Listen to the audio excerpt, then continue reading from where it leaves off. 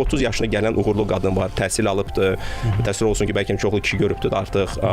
O özündən yaxşı kişi axtarır. Xarici kinolarda çox düzgün kişi obrazları var. Onları hamı sevir, bəyənir, hörmətlə yanaşır. Amma kinonun sonunda anlayırsan ki, manyak imiş.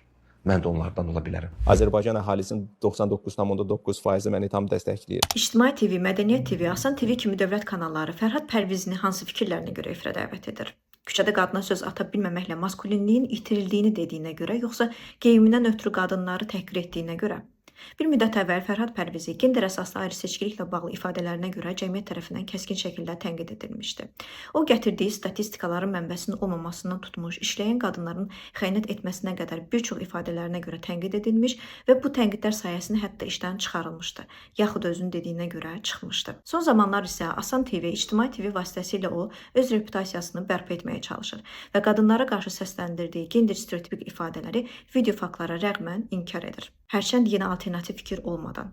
Media anlayışına görə isə bu açıq propagandadır. Bəs tərəfsizlik, buna ehtiyac yoxdur. Üstəlik o İctimai TV-nin efirindən birbaşa Azərbaycan xalqının 99,9% tərəfindən dəstəkləndiyini deyir. Dünyada heç bir prezident, siyasətçi xalqın 99,9% tərəfindən dəstəklənmək bir tərəfə bu iddia ilə çıxış etməyib. Dövlət televiziyalarımız nəyin propagandasını aparır, hansı fikri legitimləşdirir, kişinin maskulinliyini itirməməsindən ötürü küçədə qadına söz atmalı olduğunu, bu nümunəni görüb ruhlananlara görə küçədə cinsi qısnama hallarının artacağını dərk edirsinizmi?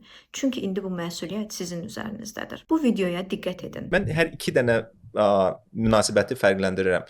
Ailə qurmaq üçün qadın, bir də əyləncə üçün. Burada o özünü dublyaj edib. Əslində isə səsləndirdiyi söz əyləmək deyil, başqa sözdür. Qadın sizin əyləncə oyuncağınızdır. Bəs qanunlar qadınları necə qoruyacaq? Qanunları qorumalı olan dövlətin kanallarına baxın. Boşanmalara görə dövləti və bankirləri günahlandıran Fərhad Pərvizini sırf qadına nifrətə görə efirə dəvət edib onun vəkili rolunda çıxış edir.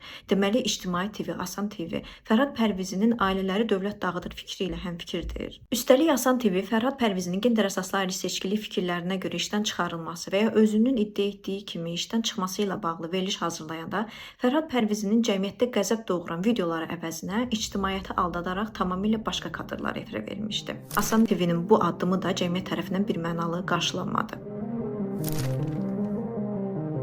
Lakin dövlət kanalları Fərhad Pərvizini konstruktiv obrazda təqdim etməyi israrla davam edir. O isə əhalinin 99,9% tərəfindən dəstəkləndiyini elə həmin efirdən səsləndirir. Bizə isə bir sual qalır.